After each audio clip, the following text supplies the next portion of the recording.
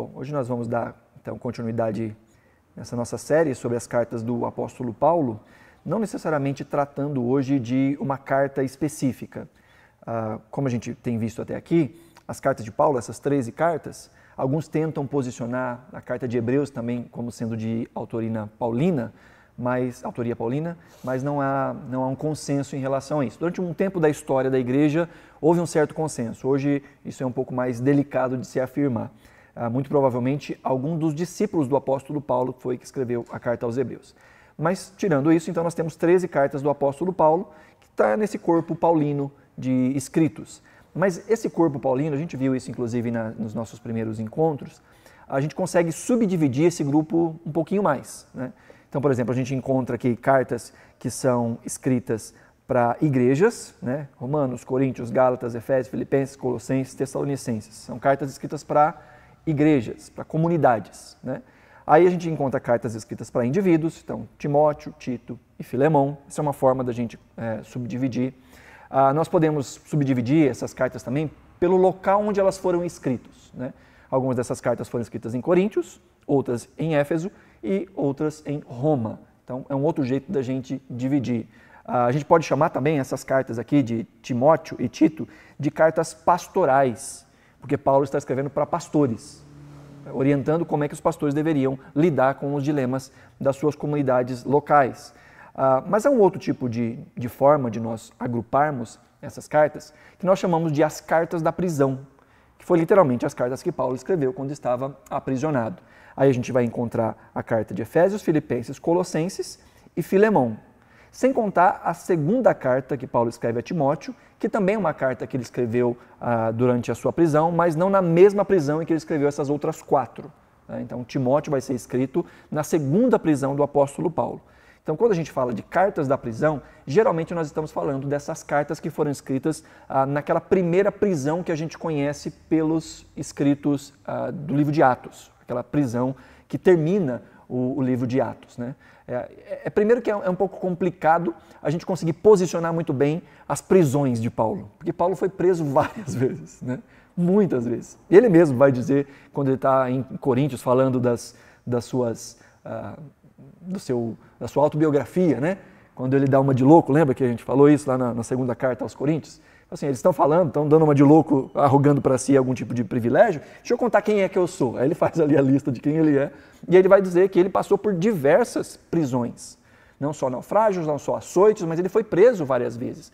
No livro de Atos a gente vê algumas das prisões de Paulo. Ou melhor, há pelo menos uma prisão que ela é deslocada em alguns lugares. Paulo começa sendo preso em Jerusalém, depois ele é levado para Cesareia Marítima e depois ele vai viajando até chegar em Roma. Então a gente vê várias prisões do apóstolo Paulo.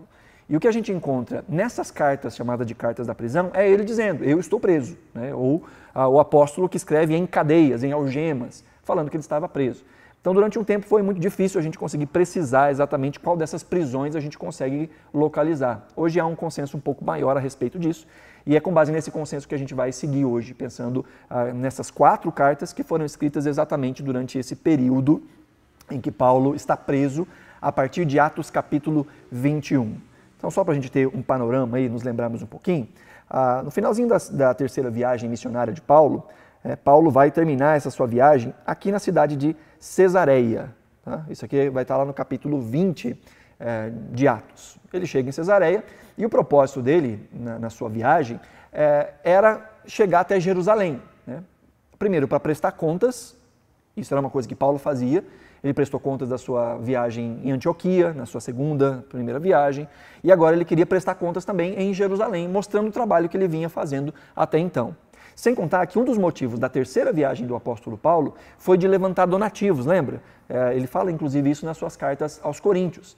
Havia uma grande fome, uma grande dificuldade em Jerusalém, principalmente por questão de que o imperador havia deportado muitos judeus de Roma, né? Todos os judeus de Roma, na verdade, não podiam mais continuar em Roma, eles tinham que voltar para suas terras ou ir para Jerusalém. Então há um grande problema social que está acontecendo em Jerusalém. E Paulo, então, vai para estas igrejas, principalmente na Macedônia e em Corinto, que era uma região muito próspera, né? A igreja era muito rica, e ele vai levantando donativos que era para levar até a igreja em Jerusalém. Então o propósito de Paulo, ao chegar em Cesareia, era ir até Jerusalém, prestar contas e levar a oferta. Acontece que, você deve se lembrar, nós pensamos isso no panorama de Atos, quando chega ali no capítulo 21, Paulo está indo em Cesareia e chega um profeta chamado Ágabo, lembra disso? E o Ágabo dá más notícias para Paulo. Ele pega o cinto, ele amarra nas mãos e fala, o dono pega o cinto de Paulo, né? E amarra, não era cinto igual o nosso, não de couro, era provavelmente uma corda que amarrava na cintura. Mas ele pega aquilo, amarra as mãos e ele fala assim, olha, o dono desse cinto vai acontecer isso com ele, né? Vai ficar amarrado. E os irmãos começam a tentar dissuadir Paulo. Paulo não vai para Jerusalém, você vai ser preso em Jerusalém. E Paulo fala, olha, eu estou disposto não só a ser preso, como eu estou disposto a morrer pelo Evangelho de Jesus. Então eles não conseguem convencer o apóstolo Paulo de não ir até Jerusalém. E Paulo vai até Jerusalém, ele entrega as ofertas, ele presta relatórios e acontece algo interessante. Tiago e os demais presbíteros falam com Paulo que havia um grupo muito grande de judeus que haviam se convertido em Jerusalém. Um grupo muito grande de judeus. E eles tinham a ideia de que Paulo estava indo até os judeus gentios, ou melhor, os judeus fora de Jerusalém, e pregando que eles não deveriam seguir as leis de Moisés, não deveriam fazer a circuncisão, não deveriam guardar a cultura judaica, né? Que não era isso que Paulo fazia. O que Paulo fazia é dizer aos gentios que eles não precisavam se tornar judeus. Mas quem era judeu permanecia na sua cultura, cria em Jesus, mas continuava guardando os seus traços culturais. Paulo não era contra isso. Então Tiago fala para Paulo, Paulo, faz o seguinte, tem aqui 4 irmãos que estão para entregar um voto lá no templo, aproveita, vai com eles, né? Mostra para todo mundo que você não é esse mauzão, então está todo mundo pintando, vai lá, entrega um voto também, vai lá e paga as ofertas, né? E Paulo estava disposto a fazer isso.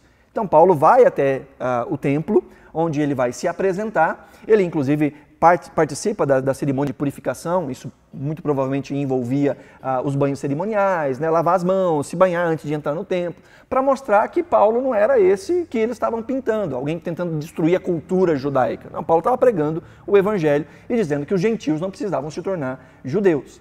Acontece que um grupo de judeus ali vê o apóstolo Paulo e incrimina Paulo de trazer gentios para dentro do templo, o que era uma grande ofensa dentro da cultura judaica. Porque eles viram ali alguém que não era um judeu, que caminhava com Paulo um outro dia, mas Paulo não levou ele para dentro do templo, nada do tipo. Então usaram isso como um subterfúgio para prender Paulo e queriam inclusive matar Paulo. Só não o fizeram porque um dos guardas romano que estavam no templo tira Paulo do meio da multidão para que o povo não o matasse. Então a partir daí do capítulo 21, o que a gente vê é essa prisão de Paulo. Não a prisão porque ele entrou no templo ou coisa do tipo. Ele está preso por fazer arruaça, né? Essa era a ideia. Ele foi preso por fazer arruaça. E aí Paulo então vai falar, no capítulo 21 ainda, ele vai falar quem ele é. Ele é preso ali em Jerusalém por causa dessa fake news, né? E o comandante ali pega então o apóstolo Paulo, ele começa a discursar para os judeus, falando a respeito da cultura judaica e dizendo que a cultura judaica aponta para Jesus. Na hora que ele fala sobre Jesus, de novo, cria-se uma grande confusão. Então Paulo é levado para a fortaleza que ficava em Jerusalém. Aí no capítulo 22, mais uma vez, Paulo vai agora pregar. Os soldados ali chamam o sinédrio, onde Paulo podia se defender, e Paulo mais uma vez vai pregar e vai mostrar a sua biografia, vai dizer que ele era um judeu, discípulo de Gamaliel, né? Ele vai falar sobre a sua conversão, e aí quando ele fala que ele foi chamado por Deus para pregar aos gentios, aí de novo a coisa fica feia, né? E aí o caldo entorna para cima dele. Então ele é levado para ser açoitado, porque Paulo era um barraqueiro na cabeça daquelas pessoas. Mas ele não é açoitado porque ele diz, espera aí, eu sou um cidadão romano. E não pode se açoitar um cidadão romano sem um julgamento transitado em julgado. Paulo sabia muito bem dos seus direitos, né? Então, ao saber que ele era um cidadão romano, Paulo então não é chicoteado e ele então vai ser transferido agora. Paulo vai ser transferido para Cesareia. Ele vai voltar para Cesareia, de onde ele havia vindo na primeira vez. Isso por quê? Porque estando em Jerusalém, havia uma conspiração para matar o apóstolo Paulo. 40 homens chegaram até o sumo sacerdote, chegaram os demais ali membros do sinédrio e falaram assim, nós estamos fazendo um voto e nós não vamos comer nem beber até que a gente mate o apóstolo Paulo. E no meio desse buchicho todo, é só bafão, né? No meio desse buchicho todo, um sobrinho do apóstolo Paulo, filho da irmã de Paulo, morava em Jerusalém. Ele ouve toda essa movimentação e vai falar para Paulo: Paulo, estão querendo te matar. Vão falar que é para o Sinédrio, que é para os romanos, levar você de novo para o Sinédrio, porque o Sinédrio quer ouvir um pouquinho mais a respeito das coisas que você tem a dizer, mas isso tudo é uma artimanha porque eles querem te matar. Então aí Paulo chama o guarda e fala assim: olha, esse jovem aqui tem alguma coisa importante para dizer para o capitão. Né? Aí esse sobrinho dele é levado, conta toda a história para o capitão, e aí o que eles fazem? Transferem o apóstolo Paulo para a fortaleza que ficava em Cesareia. Ali era a base, a base da província, né? Então ali ficava o palácio do governador, então tinha muito mais segurança, o aparato de segurança ali era muito maior. Então Paulo agora vai para Cesareia. E aí começa aquilo que a gente chama de a quarta viagem de Paulo. Essa é uma viagem missionária também, né? Mas diferente das três primeiras, as três primeiras Paulo foi voluntariamente. Ele queria ir para aquele lugar e foi caminhando. A partir de agora, ele começa a sua quarta viagem, ou pelo menos a quarta viagem que nós temos narrado no livro de Atos. E aí ele vai como um prisioneiro, a partir de Cesareia. Começa ali um empurra-empurra, Paulo vai ficar aí uns 2 anos nessa lenga-lenga de ir passando de instância em instância. Um governador vai buscar o que ele tem a dizer e Paulo vai se defender e vai pregar o evangelho. É esse governador chamado Félix, deixa ele lá de molho, 2 anos. Aí muda o governador de Félix para Festo, e Festo também vai ouvir, e ficava toda hora voltando para o apóstolo Paulo e dando indiretas para que ele pudesse ser subornado, e Paulo não subornava o Festo, né? Até o ponto de que Festo vai a Jerusalém, e em Jerusalém o Sinédrio mais uma vez diz: traga Paulo para ser julgado aqui em Jerusalém. E de novo havia uma conspiração ali por trás para que Paulo fosse morto no meio do trajeto. Então Festo vai de volta a Cesareia e pergunta para Paulo se ele não quer ir para Jerusalém para ser julgado ali em Jerusalém.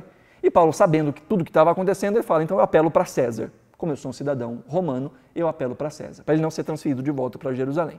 E a partir de então começa essa caminhada do apóstolo Paulo de Cesareia rumo a Roma. Né? A gente conhece muito bem essa história. Se não conhece, depois dá para dar uma olhadinha lá no panorama do livro de Atos. Então Paulo começa a subir, né? Aí ele vai pegar um navio aqui nessa cidade e vai começar a costear, ele vai chegar até Creta, a coisa aqui já começa a ficar feia, porque não era época de viagem, o mar estava revolto, era perto do inverno, então as coisas eram muito difíceis, mas ainda assim Paulo falou assim: gente, não vamos seguir, mas o capitão não quis ouvir o apóstolo Paulo, queria continuar ouvindo o seu comandante, e acontece que nesse trajeto há um grande naufrágio. Né? Deus havia dito para Paulo que isso ia acontecer, mas que nenhuma vida seria perdida, toda a carga seria perdida. E o texto de Atos vai nos dizer que eles conseguem chegar a essa ilha aqui, chamada a Ilha de Malta. E eles chegam lá apoiados nas tábuas dos destroços do navio. Né? Tamanho o negócio foi. Né? Eles ficaram aqui 17 dias à deriva em alto mar. Durante 14 dias eles não sabiam distinguir quando era dia e quando era noite, de tão escuro que estava o temporal que eles estavam passando. Então eles caem aqui nessa ilha chamada a Ilha de Malta, e ali está o apóstolo Paulo com mais de 200 pessoas que estavam nesse navio, está todo mundo ali. E aí a gente conhece a história, numa noite eles estão ali querendo fazer um foguinho, né, para se esquentar, aí vão lá, faz uma fogueira, na hora de jogar ali as lenhas na fogueira, uma víbora aparece e morde o apóstolo Paulo. As pessoas que estão à volta falam assim: esse cara só pode ser um assassino, só pode ser alguém amaldiçoado. Né? Ele foi livre do mar, mas agora ele vai morrer por causa dessa serpente. E diz o texto que eles ficam olhando para Paulo, com os olhos assim fitos em Paulo, para ver se ele ia inchar ou se ele ia morrer. As duas coisas eles estavam tentando ver se Paulo ia acontecer com o apóstolo Paulo. Mas como nada disso aconteceu, eles deixaram de pensar que Paulo era um assassino amaldiçoado e começaram a pensar que ele era algum tipo de Deus. Né? E Paulo vai ficar aqui, juntamente com esse grupo de pessoas, mais 3 meses na ilha de Malta. E nesse tempo ele tem o privilégio de pregar o evangelho para o prefeito, né? Prefeito da ilha, um homem chamado Públio. E ele inclusive ora pelo pai de, até um trava-língua, pai de Públio, ele ora pelo pai do Públio, que estava doente, e esse fica curado, e aí a ilha inteira fica sabendo disso, e as pessoas vão lá para ouvir o evangelho e também para receber a oração. E aí depois desse momento, então, aí conseguem chegar pegam um navio que estava vindo de Alexandria rumo à Itália, e ali eles conseguem chegar até Roma, onde o apóstolo Paulo vai ficar preso. E aí ele vai ficar preso durante 2 anos. Durante 2 anos Paulo fica preso. Mas diferente das nossas prisões, né, a prisão no Império Romano, ela era sempre uma prisão, como é que é o nome que a gente chama? Temporária. Era sempre uma prisão temporária. Né? Ou a pessoa estava presa aguardando um julgamento, ou ela estava presa aguardando a execução. As pessoas não ficavam presas sem tempo definido. Era só para esse momento de espera mesmo. Então não havia um julgamento de prisão. Havia um julgamento em que a pessoa ou era morta ou era livre e ficava presa nesse meio tempo. E essas prisões também não eram, nem sempre eram com muitas privações, por assim dizer. Muitas delas, e a maioria delas, era meio que uma prisão domiciliar, que é o que vai acontecer com o apóstolo Paulo. Ele pode, inclusive, alugar uma casa em Roma, onde ele vai ficar preso sob a tutela do Estado, né? Como não tinha aquelas tornozeleiras eletrônicas, né? Não tinha isso. Mas o que eles faziam? Os que eram para ser ouvidos pelo imperador ficavam acorrentados a algum guarda. Então tinha uma tornozeleira ali de alguma forma, né? Ficavam ali acorrentados. Então o que a gente vê em Atos 28, 30 e 31, finalzinho do livro de Atos, é que durante 2 anos, Paulo permaneceu na sua própria casa, uma casa que ele tinha alugado, né? Onde recebia todos os que o procuravam. Pregava o reino de Deus e com toda a ousadia ensinava as coisas referentes ao Senhor Jesus Cristo sem impedimento algum. Então era uma prisão, ele estava esperando ser julgado, essa prisão vai durar então 2 anos, mas nesse meio tempo há uma certa liberdade, tanto para que ele pudesse receber visitas, né, quanto para que ele pudesse pregar o evangelho ali no lugar onde ele estava. Todas essas custas eram pagas pelo próprio apóstolo Paulo, com o auxílio das ofertas que ele recebia das igrejas. Inclusive, os irmãos de Filipos, mais de uma vez, mandaram ofertas para poder custear esse tempo de prisão do apóstolo Paulo. E aqui é nesse momento que Paulo vai escrever essas cartas que nós chamamos de as cartas da prisão. Essas 4 cartas, né? Efésios, Filipenses, Colossenses e Filemão. Essas 4 cartas são durante esse momento aí do apóstolo Paulo. Como eu disse, a segunda carta a Timóteo também é escrita num contexto de prisão, mas não dessa prisão na qual nós estamos falando. Embora essas 3 cartas estejam juntinhas, né, e Filemão está bem separado, a gente tem que lembrar que as cartas não estão organizadas no nosso cânon em ordem cronológica, elas estão organizadas em ordem de tamanho, né? Então, como Filemão é a menor carta do apóstolo Paulo, ele ficou em último aqui. Mas no que diz respeito à cronologia, Filemão, Colossenses e Efésios foram escritas praticamente ao mesmo tempo, se não ao mesmo tempo. E Filipenses foi escrita um pouquinho depois. E a gente vê traços disso nas próprias escritas do apóstolo Paulo. Essas 3 cartas, então, Efésios, Colossenses e Filemão, são compostas e enviadas num período assim muito próximo. A gente vê traços disso, por exemplo, Efésios e Colossenses são cartas muito parecidas. Inclusive são chamadas de cartas gêmeas. Eu estava lendo um comentário hoje de um comentarista bíblico que ele estava dizendo que a carta aos Efésios, ela é dos 155 versículos que tem a carta aos Efésios, 75 você encontra paralelos, se não idênticos ou muito parecidos com o que está em Colossenses. Então, mais da metade a gente encontra similaridade entre as 2 cartas. Cartas que foram escritas dentro de um mesmo contexto. E a carta de Filemão também, porque Filemão era um dono de escravos, dono de um escravo em particular chamado Onésimo, que se converteu durante a prisão do apóstolo Paulo, e Filemão era da igreja de Colossos.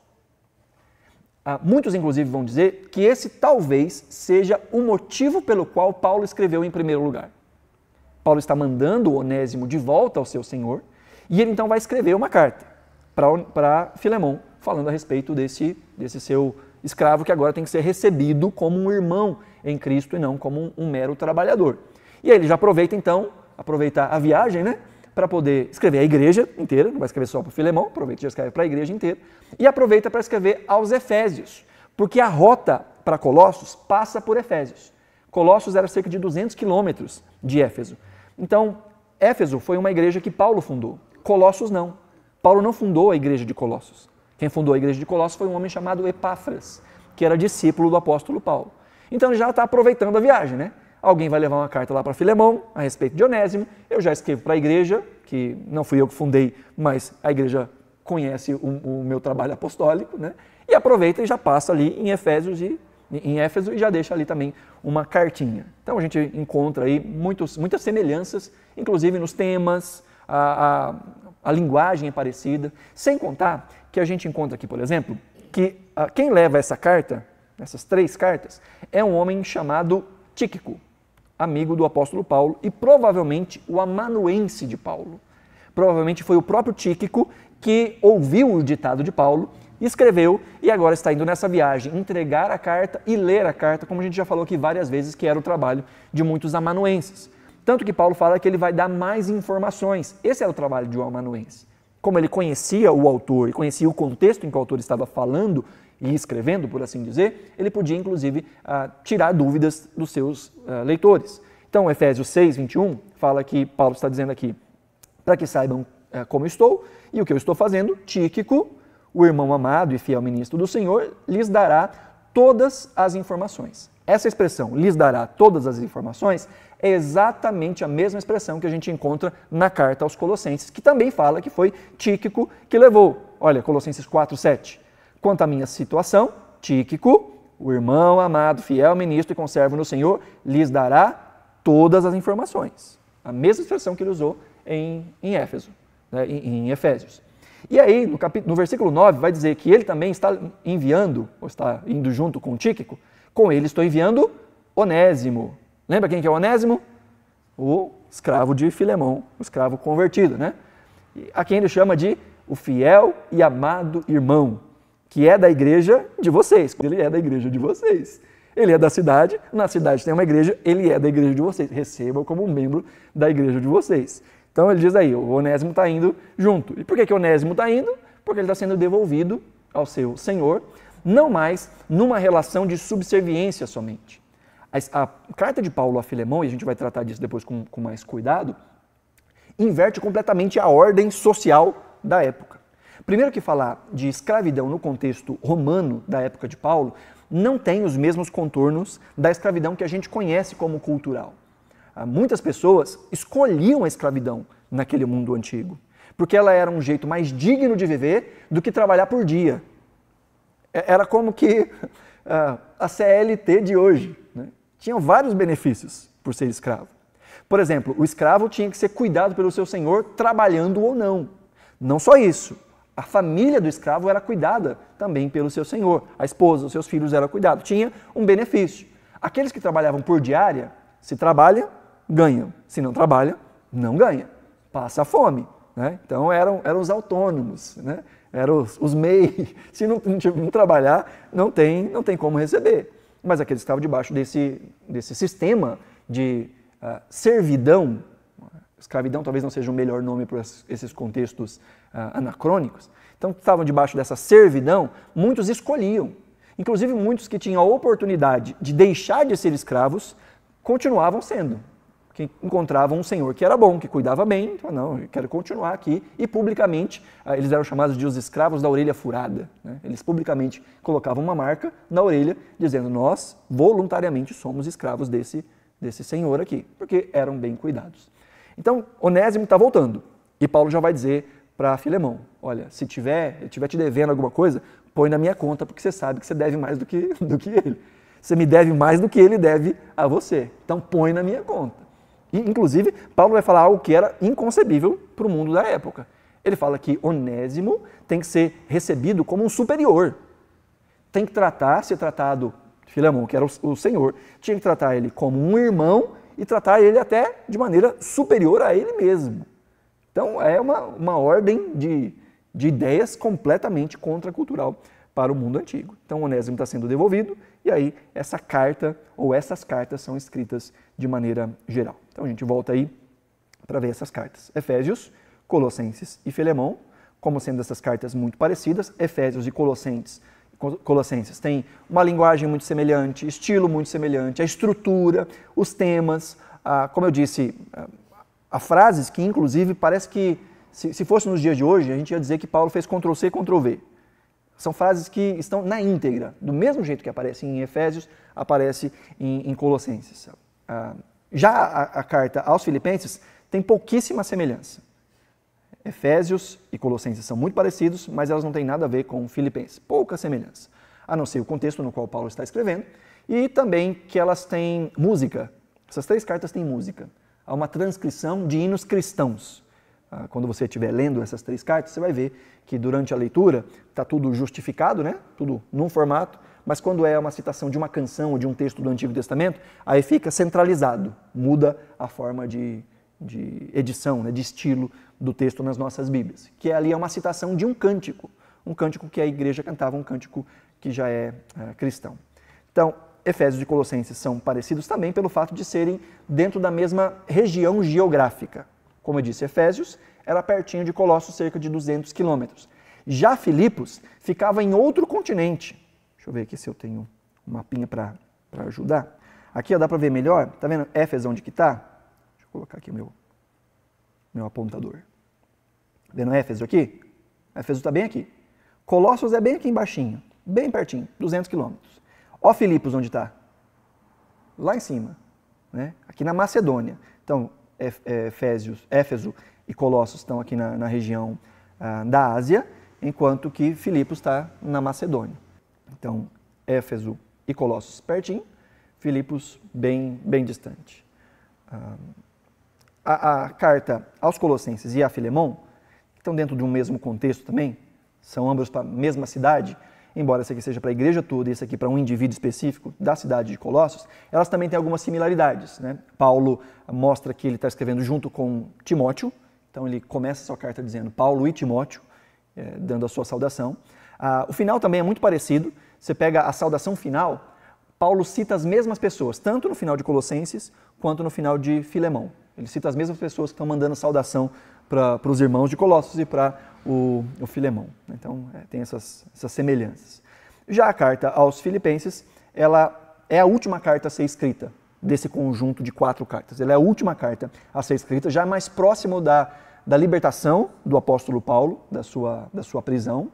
A gente vê que Paulo parece um pouco mais preocupado com o seu julgamento, né? No início ele fala que ele não sabe o que é melhor, se é ficar no corpo, né? Ou se é voltar para Cristo. Diz, mas pelo amor de vocês, eu pretendo ficar um pouquinho mais. Então, aí ele vai dizer, né, para mim o viver é Cristo e o morrer é lucro, morrer é ganho. Mas ele fala do seu julgamento, então parece que já está mais no finalzinho do julgamento do apóstolo Paulo. Os temas que nós encontramos são temas diferentes em Filipenses. Em resumo, é um tema de muito agradecimento. Lembra que eu falei que Paulo estava preso em Roma e ali ele tinha que pagar a casa? Então, Paulo está mandando uma carta de volta por meio de um homem chamado Epafrodito, que é inclusive aquele que trouxe os donativos de Filipos. Então, pensa na linha cronológica. Os irmãos de Filipos mandam uma oferta para Paulo por meio de Epafrodito para poder custear a vida dele em Roma. E agora Paulo está mandando de volta Epafrodito para que possa levar para eles essa carta de agradecimento pela oferta e para mim também para dizer como é que ele estava passando nesses últimos dias. Filipenses 2:25 diz então, no entanto, julguei necessário enviar-lhes Epafrodito. Esse aqui é o Epafrodito. Meu irmão, cooperador e companheiro de lutas e da parte de vocês, mensageiro e auxiliar nas minhas necessidades. Então Paulo está mandando de volta o Epafrodito e não Tíquico, como aconteceu nas 3 outras cartas que a gente viu, né? Quem está levando essa carta aqui é o tal do Epafrodito. Os irmãos de Filipos queriam que Timóteo fosse até Filipos, mas Paulo fala assim, não, primeiro eu vou mandar Epafrodito, porque Epafrodito ficou muito doente no meio desse trajeto. Paulo vai dizer, inclusive, para eles, vocês ficaram sabendo que Epafrodito ficou doente, e ficou mesmo, ele vai dizer, quase morreu, ficou por pouco para não morrer, mas Deus o consolou, Deus me consolou, Deus o curou, e agora Paulo está mandando de volta Epafrodito ao invés de mandar o Timóteo, que é o que eles esperavam, né? E aí Epafrodito leva essa carta com um agradecimento aos irmãos. Então esse é um panorama dessas 4 cartinhas, né? E aí é bom a gente pensar um pouquinho nesse ministério do apóstolo Paulo no meio da prisão. E pensar que, embora Paulo estivesse aprisionado, ele está sendo muito útil, né? Paulo está ali e o evangelho não está aprisionado. Paulo continua sendo útil, Paulo continua sendo intencional apesar das suas cadeias. O que já é uma aplicação assim fenomenal para todos nós. Paulo sempre teve vontade de ir até Roma. E quando a gente meditou na carta aos Romanos, ele fala isso, ele deixa isso bem claro, que ele queria ir até Roma e de Roma ele queria chegar até a Espanha. Lembram disso? Queria aproveitar a ajuda dos irmãos de Roma para ir até a Espanha. Paulo queria fazer isso, mas ele nunca conseguiu fazer isso. Quando Paulo é preso e ele começa a ser julgado e começa a perigar de morrer, ele tem um sonho. E Deus fala para Paulo em sonho, assim como você foi fiel pregando o evangelho em tantos lugares, agora você vai ser útil pregando o evangelho em Roma. Olha que legal. E isso lá em Cesareia. Então Deus disse, você está indo para uma missão, Paulo.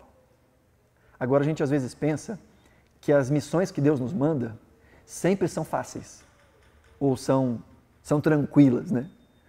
Depois de Cesareia Marítima, Paulo sofreu um naufrágio, Paulo ficou à deriva no mar, lembra? 17 dias. Paulo foi picado por uma cobra e quase morreu. E tudo isso porque ele estava indo cumprir uma missão que Deus estava dando para ele.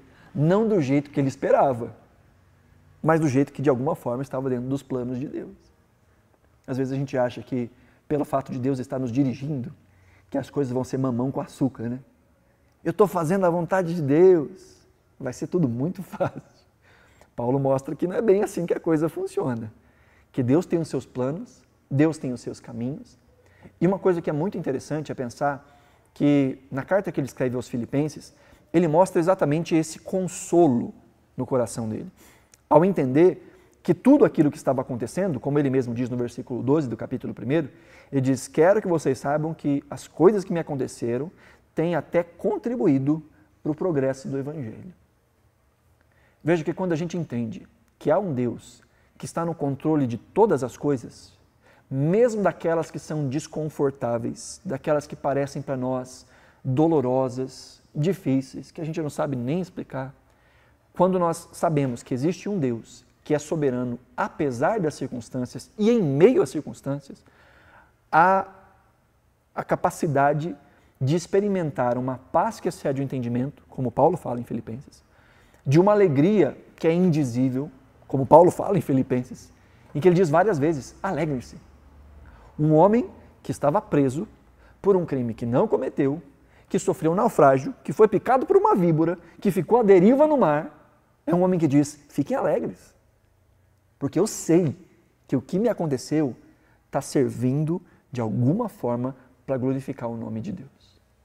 Quando a gente entende que toda a nossa vida está debaixo do controle de Deus, inclusive e até mesmo as coisas que para nós são dolorosas, são questionáveis, são difíceis, nós encontramos em meio à tempestade a capacidade de ter paz. Por isso que é uma paz que excede o entendimento. É uma paz que não faz sentido. É uma paz que quem olha de fora para dizer, podia dizer para Paulo, mas Paulo, você está preso por um crime que você não cometeu. Paulo, olha a desgraceira que aconteceu desde que você chegou em Jerusalém. E tudo que você estava fazendo era pregar o Evangelho. Você não fez nada de errado, Paulo. Pelo contrário, você estava fazendo a vontade de Deus e só deu ruim para você. Paulo diz, muito pelo contrário. Muito pelo contrário. Se você olha apenas as circunstâncias, você vai encontrar motivos para reclamar. Mas eu olho para um Deus que está acima das circunstâncias. Foi pelo fato de Paulo estar neste navio, e é interessante que Paulo pega um navio, não é um navio que era exclusivo para o apóstolo Paulo ser levado para Roma. Quando eles chegam em uma cidade ali, diz o texto que eles pegam um navio que estava indo de Alexandria para Roma. Ou seja, Paulo estava ali e há um grupo de pessoas que está numa outra viagem e a pessoa, o guardião de Paulo, ou o grupo que estava guardando Paulo, aproveita a viagem dessas pessoas para poder ir até Roma. Se Paulo não estivesse com aquelas pessoas naquele barco, muito provavelmente aquele barco naufragaria e todo mundo morreria.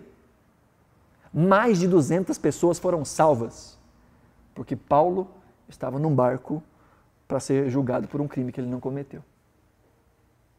Porque Paulo naufragou e durante 3 meses esteve na ilha de Malta, Paulo pregou para a cidade inteira. Paulo pregou para o Públio. Curou o pai do Públio e um monte de gente que estava ali naquele lugar. As pessoas viram a glória de Deus ao Paulo ser picado por uma serpente e não morrer. Então veja, mesmo em meio a tamanhas adversidades, Paulo diz, tudo o que me aconteceu, todas as coisas. Parece que esse mesmo Paulo que escreve aos Romanos, né? Deus faz com que todas as coisas cooperem para o bem daqueles que amam a Deus. Parece que isso está ecoando na cabeça dele, né? Paulo está dizendo, gente, foi ruim, foi difícil, foi doloroso, mas Deus estava no controle o tempo todo. Tem uma música que a gente canta aqui na comunidade, que é a música que diz lá, né? Lá, no fim do horizonte, no canto mais distante. E eu vi uma vez um pastor dizendo, a partir dessa música, inclusive, de que o que a gente chama de lá, Deus chama de aqui. Né? O que a gente chama de lá, Deus chama de aqui. Aí uma filha está lá na Argentina, aí você fala lá. Você fala lá, né? Mas Deus fala, o seu lá, para mim, é aqui. Então Deus está aqui. Geograficamente, o nosso lá, para Deus, ele diz, é aqui. Cronologicamente, temporalmente, o nosso lá, semana que vem, mês que vem, ano que vem, o nosso lá, para Deus, ele fala, eu já estou aqui. Para mim é aqui. E o Deus que está aqui, mesmo lá, é o Deus que cuida da gente aqui e que vai cuidar de nós lá, que para ele continua sendo aqui. Sabe? Então Paulo está olhando para a história com esses olhos. E ele diz aos filipenses, gente, fica tranquilo, que todo esse problema que eu passei, ele diz, isso está servindo para o progresso do Evangelho. Nesse ministério de Paulo, então, o seu próprio testemunho vai encorajar os irmãos. É isso mesmo que ele vai dizer ainda em Filipenses, no capítulo 1, verso 14. Ele diz, e os irmãos, em sua maioria, estimulados no Senhor por minhas algemas, ousam falar a palavra com mais coragem. Olha que coisa maravilhosa. Paulo diz, é pelo fato de eu estar preso e não baixar a cabeça, tem muita gente agora que está falando de maneira ousada e corajosa a respeito do Evangelho de Jesus. As cadeias de Paulo e o posicionamento dele diante das suas circunstâncias foram motivos de testemunho diante dos olhos de outras pessoas. De novo, Deus usa inclusive as circunstâncias que são adversas para nós, para produzir glória para o nome dele e testemunho para nós, e bênção na vida de outras pessoas. Às vezes as coisas não saem do jeito que a gente quer, ou do jeito que a gente espera. Mas há um Deus cuidadoso, soberano, que está acima das circunstâncias e em meio às nossas circunstâncias. E Paulo diz, os irmãos estão encorajados por causa das minhas cadeias. Paulo evangelizou toda a guarda pretoriana, né, que eram aqueles soldados que o guardavam. Lá em Atos 28 fala, né, no versículo 16, que uma vez que Paulo estava em Roma, ele recebeu a permissão para morar por sua própria conta, naquela casa alugada, né, tendo em sua companhia o soldado que o guardava. A ideia aqui de um soldado que o guardava não é que era um soldado específico, um soldado apenas, né? Mas havia gente cuidando de Paulo o tempo todo. De acordo com a cultura da época e os presos romanos, uma escolta romana que era mudada pelo menos a cada 3 vezes ao dia, entre 3 a 4 vezes ao dia. Um soldado diferente estava ali com o apóstolo Paulo. Literalmente amarrado ao apóstolo Paulo, né? Era um público cativo do apóstolo Paulo. Enquanto os outros podiam ir embora, esse não. Enquanto Paulo estava pregando, para as pessoas que queriam ouvir, tinha alguém que estava ali com ele que tinha que ouvir, querendo ou não querendo ouvir, né? E Paulo teve a oportunidade de pregar aí para mais de 3.000 soldados. Se a gente pensar só em 3 soldados por dia ao longo desses 2 anos. Se forem 4 soldados por dia, então o negócio fica ainda mais se expande ainda mais, né? Então Paulo pôde falar. Para um destacamento de quase 9.000 soldados, que era a guarda pretoriana à época, Paulo falou com 1/3, pelo menos, destes soldados. De forma que um grupo grande destes se converteram, que é assim que ele termina a sua carta aos Filipenses. né? Ele fala da guarda pretoriana, verso 1:12 diz: irmãos, quero que saibam que as coisas que me aconteceram têm até contribuído para a expansão do Evangelho, o progresso do Evangelho. Verso 3 ele diz: de maneira que toda a guarda pretoriana, todos os soldados e todos os demais sabem que eu estou preso por causa de Cristo. E como é que ele termina a carta? Falando que todos os santos mandam saudações, especialmente os da casa de César. Então, um grupo de pessoas que se converteu. Os da casa de César não é os parentes do César, né? É os que faziam parte do palácio. A guarda pretoriana era a guarda de elite do imperador, que cuidava, iam ter audiência com o imperador. Então, gente que tinha acesso. Imagina, Paulo nem nos seus sonhos, né, mais profundos imaginou falar com gente tão importante e em tamanha quantidade. De novo, gente, a gente volta para o julgamento de Paulo. Tudo foi difícil, tudo foi complicado. Mas ao longo de toda essa caminhada, Paulo falou com 2 governadores, Paulo falou com um rei, e Paulo estava prestes a falar com o imperador de todo o Império Romano. E pregar o Evangelho em cada uma dessas oportunidades. Então, mesmo em meio às adversidades, há momentos, em meio às nossas adversidades, que Deus brilha a sua glória, de forma que nós nos fazemos úteis ao reino e podemos colecionar um pouquinho mais de testemunhos, né, dentro da nossa agendinha de testemunhos. Dizer, olha lá, estava lá, aconteceu isso, foi ruim, foi difícil, mas Deus me sustentou, aconteceu isso, e a gente consegue olhar com outros olhos para as mesmas circunstâncias. E Paulo está dizendo, olha, tem muita gente que se converteu durante esse tempo. Ele fala, inclusive, desses da casa de César. Paulo não só evangelizou a guarda pretoriana, mas evangelizou outras pessoas. Dentre essas pessoas, o próprio Onésimo, que é esse que está sendo devolvido ao seu senhor Filemão. Diz aqui Filemão 1:10, Paulo falando com Filemão, faça um pedido em favor de meu filho Onésimo, que gerei entre algemas. Então, Onésimo se converteu durante esse tempo de aprisionamento do apóstolo Paulo. Muito provavelmente, Onésimo não estava preso como o apóstolo Paulo. É muito provável que Onésimo, ao chegar em Roma, continuou naquela posição de servo ou de escravo e trabalhava freelance, né? Estava ali à disposição. E Paulo, como tinha condições de contratar alguém para poder ser um auxiliar, ou o Estado mesmo designar alguém para ajudar o apóstolo Paulo nas suas demandas, provavelmente é esse o caso de Onésimo, que agora acompanhando Paulo, e ele vai dizer que Onésimo era muito útil para o apóstolo Paulo, a ponto que ele disse que ele não queria mandar Onésimo de volta, porque ele era muito útil para o Paulo, mas Paulo falou assim, não, eu acho que ele é mais útil aí mesmo, então eu estou dispensando ele. Então Onésimo trabalhava para o apóstolo Paulo durante esse tempo de sua prisão, e aí nesse momento em que ele vai se converter.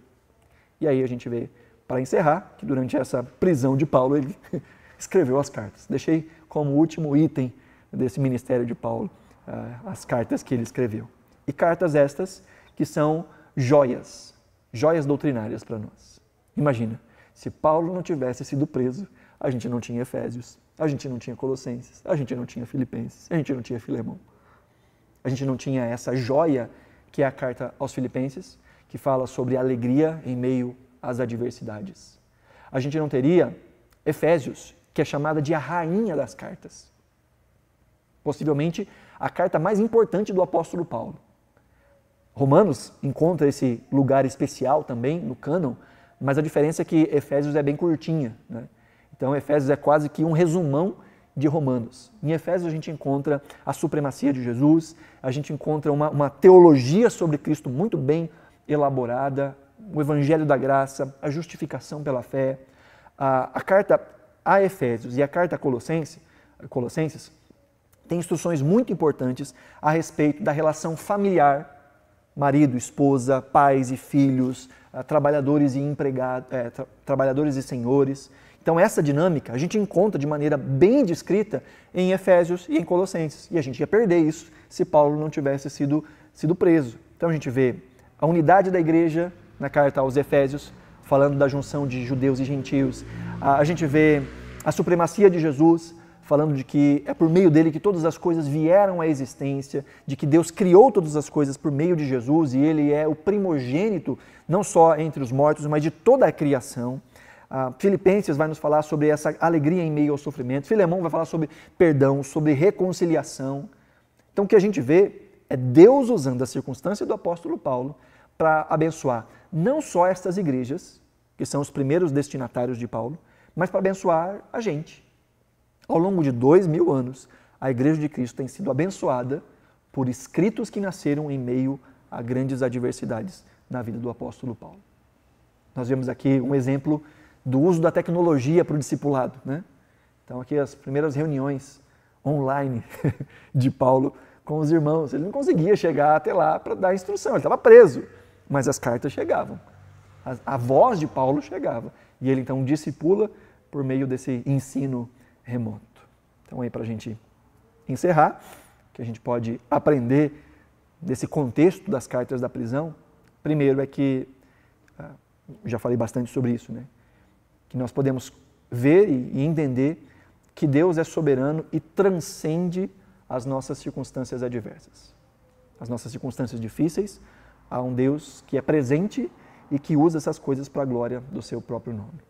Nós podemos ver que também em meio às adversidades, é Jesus que nos fortalece o tempo todo. E esse senso de propósito, e esse senso da presença do Senhor é que guarda o nosso coração nos dias da adversidade.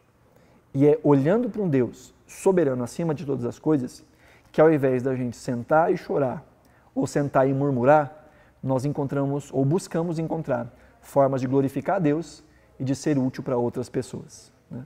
Então que Deus nos ensine por meio das cartas de Paulo e por meio dessas cartas da prisão, que Deus nos ensine a aproveitarmos mais o nosso tempo, sejam dias que a gente chama de bom, sejam dias que a gente chama de mal, sabendo que Deus não só cuida da gente, mas como Ele faz do limão uma limonada suíça. Não é só uma limonadinha, não.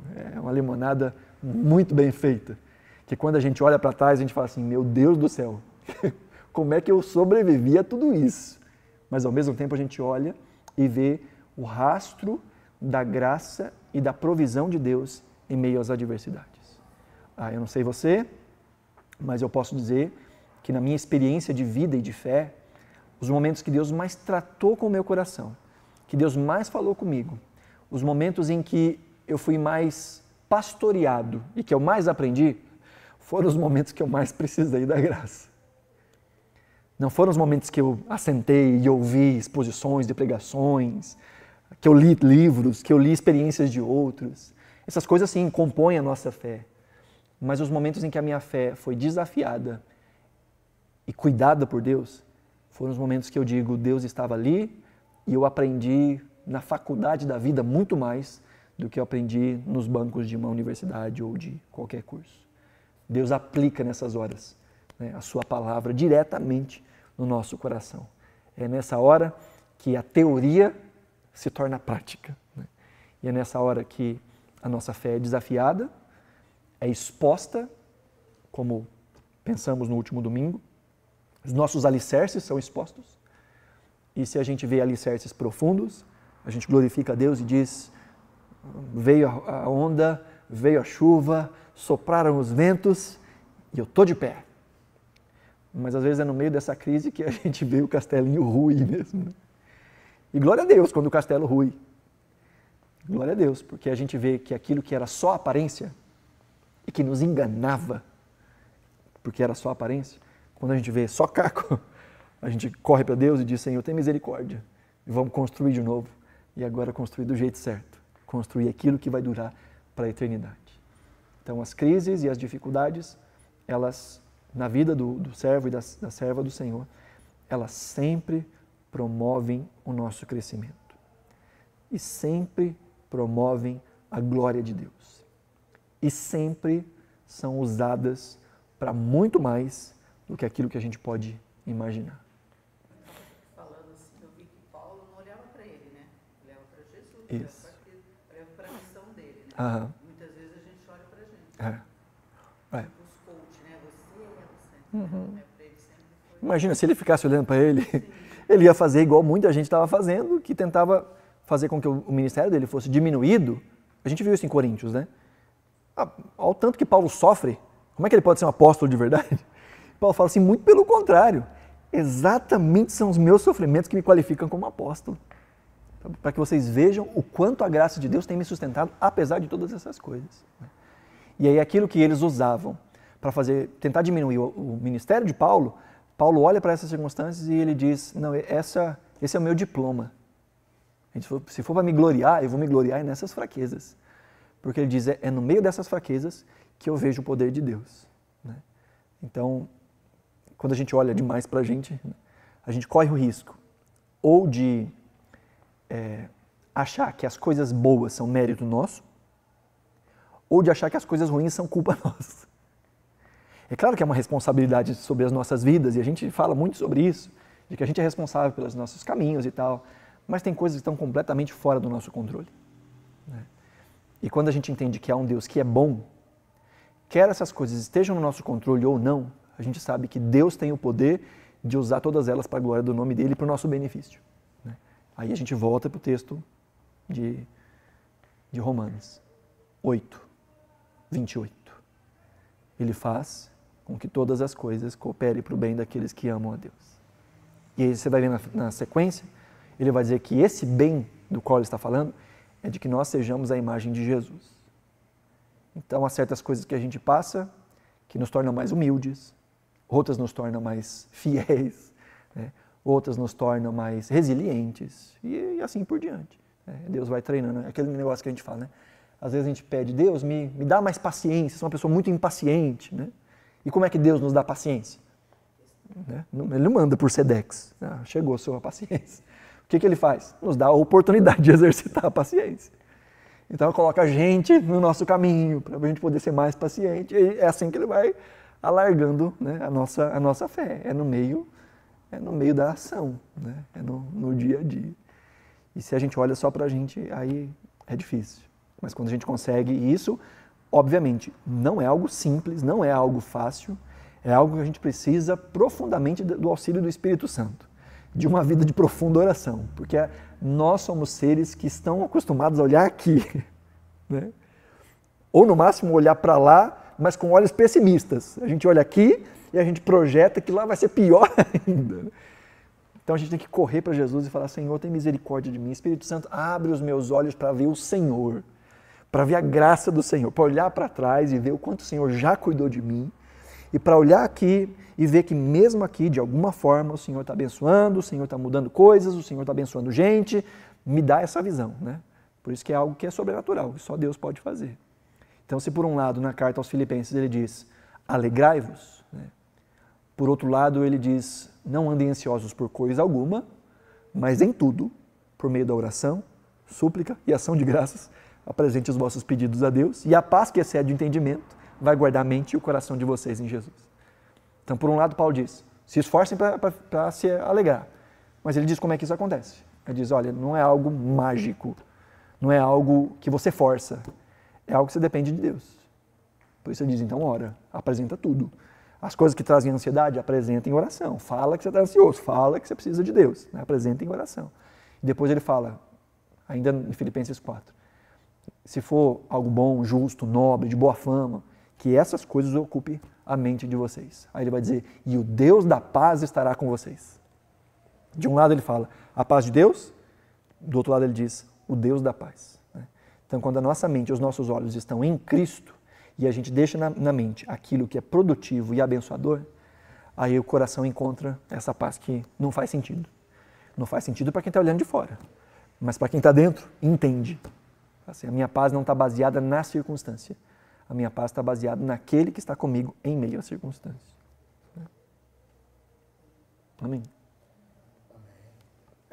Mais alguma? Quando Paulo ele é orientado,